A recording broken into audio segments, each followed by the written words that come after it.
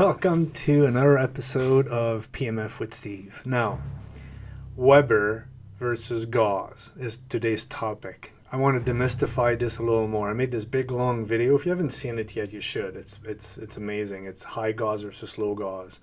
Now, there's still a lot of confusion out there. There's so many laws that applies in physics and the electromagnetism stuff. I can see why it gets confused. I get confused all the time too, so don't feel you're alone in this, okay?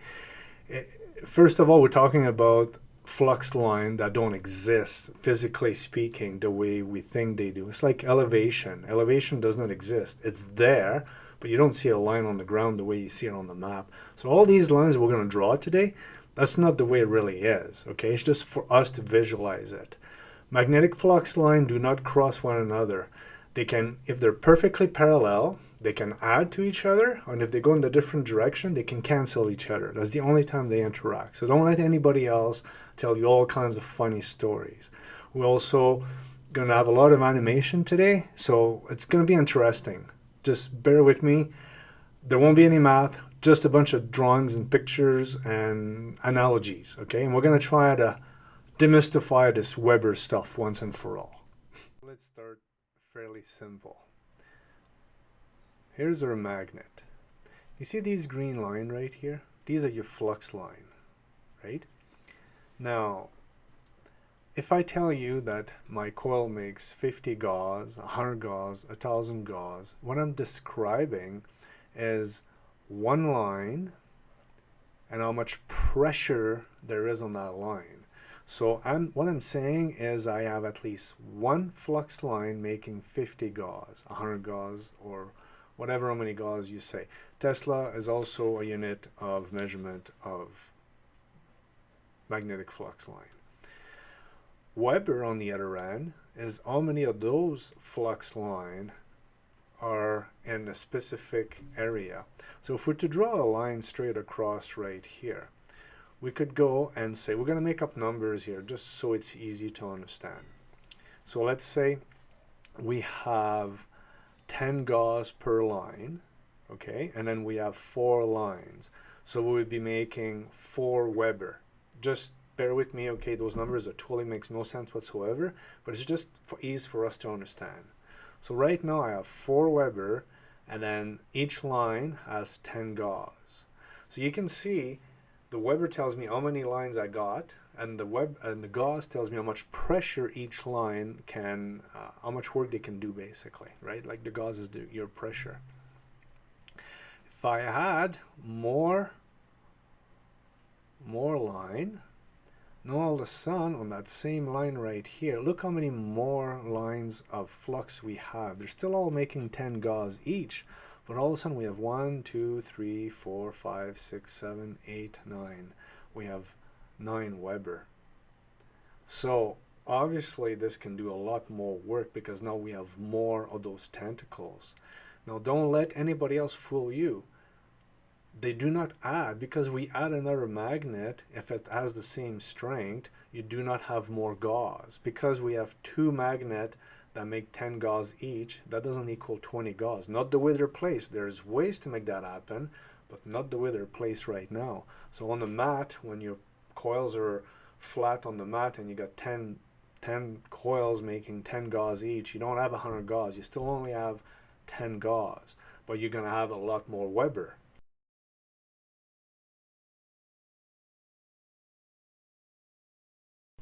So let's make a little comparison between water and electromagnetic field. It's not perfect by any stretch of imagination, but it'll get us going on the right direction with some visual aids this time. I'm going to use the pressure washer because it's something we're quite familiar with, water. A good pressure washer will range between 1,000 and 7,000 psi. That's like our Gauss. And then the gallon per minute, which is like our Weber, is between 1 and 10. And we all know that pressure washing your car doesn't do any damage to it. Now let's take a river. A big overflowing river. There's only a couple inches of water there, obviously, right? Very low psi, so low Gauss. But the Weber of it would be insane. Look at the volume there is, right? Look at how much work that puts in. Even though it's like a fraction of the pressure a pressure washer has, yet it can push a car right down the river, go swimming with the fish. So I hope it's starting to make a little bit of sense. Now, when a company tells you that their mat makes 30 Gauss, it means very little by itself, right? Like, it's like saying something is blue. I mean, are you talking about a pressure washer or a river? What are we trying to do here? I'm not saying it's bad or wrong. I'm just saying it's a total lack of information. It doesn't really make any sense. So for a company to decide you need to use our mat because we make 4,000 Gauss, so that way you can get it penetrating to your organs deep down, it makes no sense whatsoever. Here's why it makes no sense. Like, just having the Gauss makes no sense. Let's just grab one magnet and let's put a line right up here. Let's say this magnet or this coil of this PEMF company unit claimed that their mat, their coil, makes 4,000 Gauss. So yeah, you got two lines right here with 4,000 Gauss, and it will go right through you, and it'll keep on going. You'll probably be able to affect the ceiling in your house. I mean, it's like a laser beam. It's excellent, right? Okay, on the other end, if we have less Gauss, they claim that it doesn't do any penetration, but we'll talk about that again in a second. But now let's look at this. If I have another coil with a lot more Weber, right? All of a sudden, I can affect a bigger area. I can actually do something with this, right? It's not the amount of pressure that you have. It's the right amount of pressure and as large of a Weber as you can muster. Now, here's another reason why you don't need 4,000 Gauss. With 50 or 100 Gauss, you can easily reach much further too if you know how to build your stuff. Look at this line right here. Okay, you see it? Keep an eye on it. Keep an eye on it. Look how I'm going to push it. Do you see how I'm pushing it? Look at that. Right? So you can manipulate your field. Now, let's say you have a mat and you got your coils.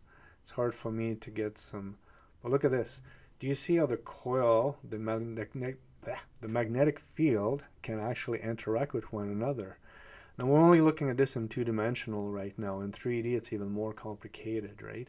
And then on top of that we have coils on this side, but because we're looking at it on 2D right now, we're not like it's not the way it should be. This is the wrong graphic for this. But let's see if we do it something like this. And I make this one up here. And then we'll bring them down so we can see them. Okay, so now we are sitting on the mat. And then you got your coil. You see how they're pushing on each other? Okay, let's add another one. Let's rotate it. And look at that. You see how we're able to shunt the magnetic field around. I remember in my long video too, I was explaining how having your coil oriented in the right direction is crucial. Because look at this. Look how much we're losing in magnetic field in this, right? Like, it's crazy. This is really hard to play with. But look how much we lost up here, and if we put it back to where it belongs this way, look at the difference.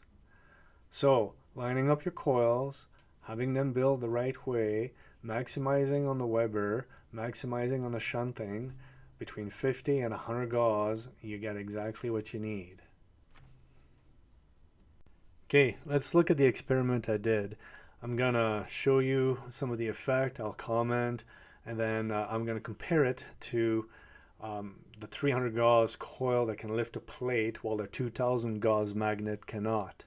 Okay, so we're first going to observe the effect, then I'm going to build it, and then we're going to compare the two. Okay, testing, demonstration of Weber calculation and effect versus power versus Gauss. So we have a ZK, 1 Hertz, 50% duty cycle, and it's just wired back up to my power supply. I'm running 30 volts and it's probably 8 amps. This is a coil with 250 wraps. And so this is just a table to hold the coil right there. I think it's made out of aluminum. I don't think it's magnetic. I thought I had a magnet right here. I did. It's gone. Let's take another one. Let's take this. Okay, let's see.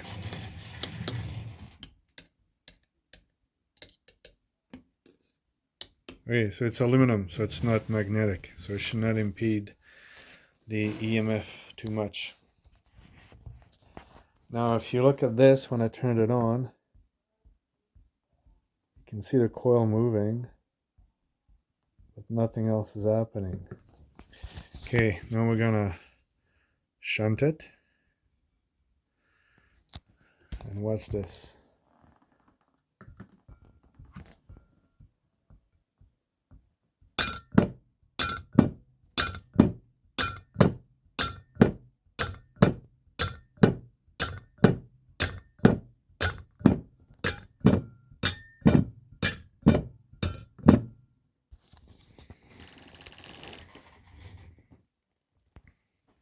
I'll turn it back on again so you can see there's no...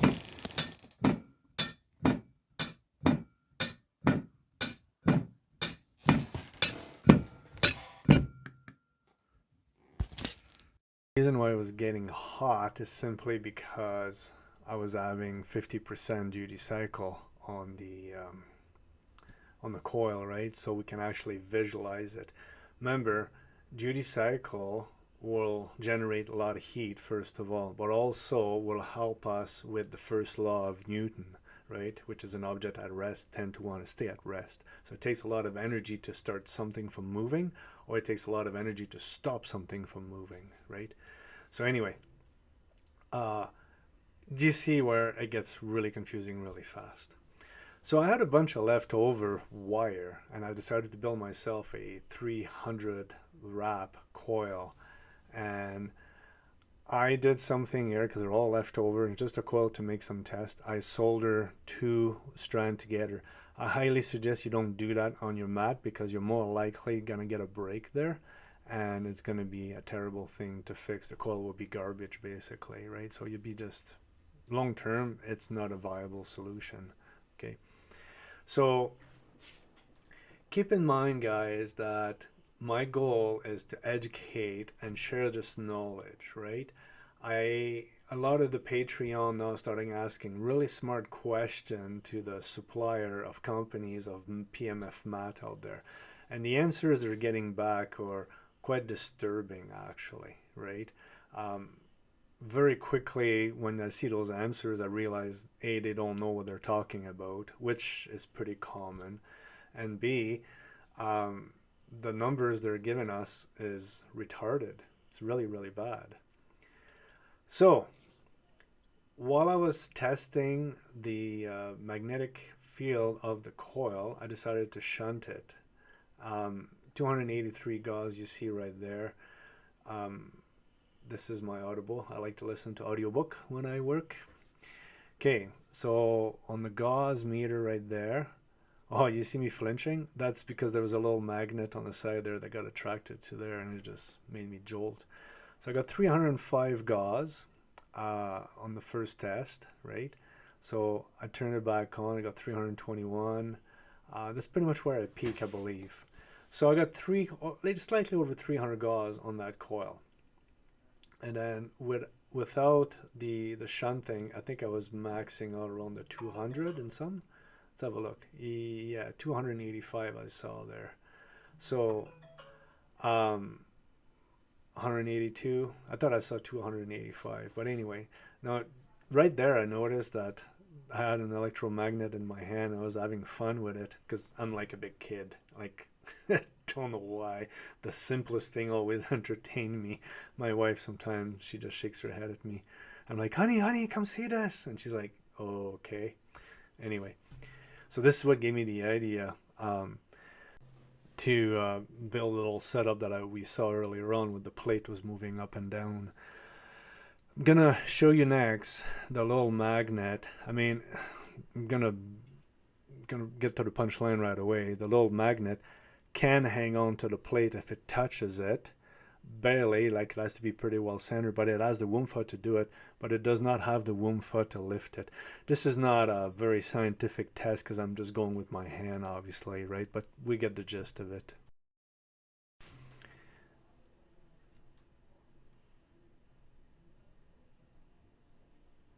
So I'm gonna bring my little magnet over, the one that scared the bejesus out of me right up front there when I jolt up. And then I've used a pair of pliers, and I struggle like crazy just to make it stick to the pliers. That was quite the thing by itself. I was actually giggling like a kid when I was doing that. I wish I'd have recorded it because I was like, that was the most retarded freaking thing I was trying to do. Like you can see me there, like this thing. This magnet has 2,000 Gauss, right? So I decided to put it on the plate, and then it would lift the plate, as you can see. But if I put it as straight as I could, and then I tried to lift the plate with it, there was no way it would do it. I'm going to emphasize the lack of scientific process here. But look how close I am, and it's not even moving the plate at all. And you'll see we'll run the Gauss meter on it after that, right? And it's got 2,000 Gauss, but no Weber, right? No Weber. A ton of pressure, but no Weber. So this is like your car wash.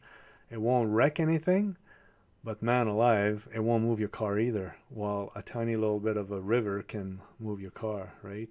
So like here's this one. Look how good it can lift the plate, no problem, right?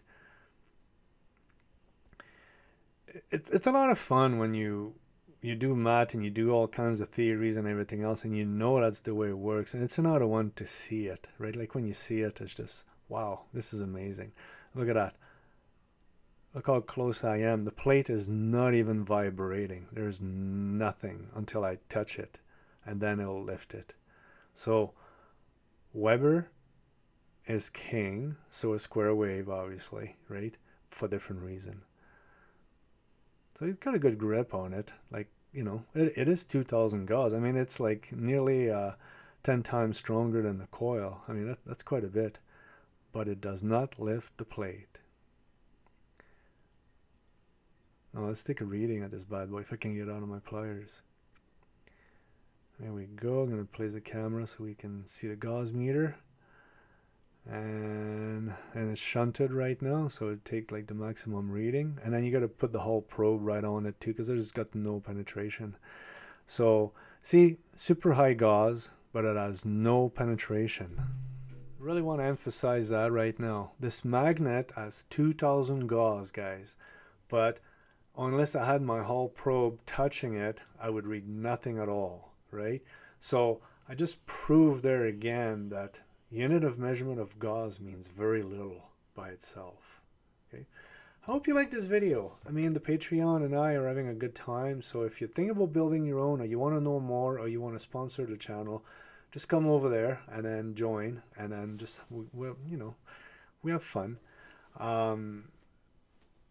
I've been in touch with a lady, lovely lady, and she's gonna lend me some of her PEMF device for me to review. So stay tuned. Like in the next few months, I'm gonna start reviewing some of them device of hers, right? So we'll see what happens.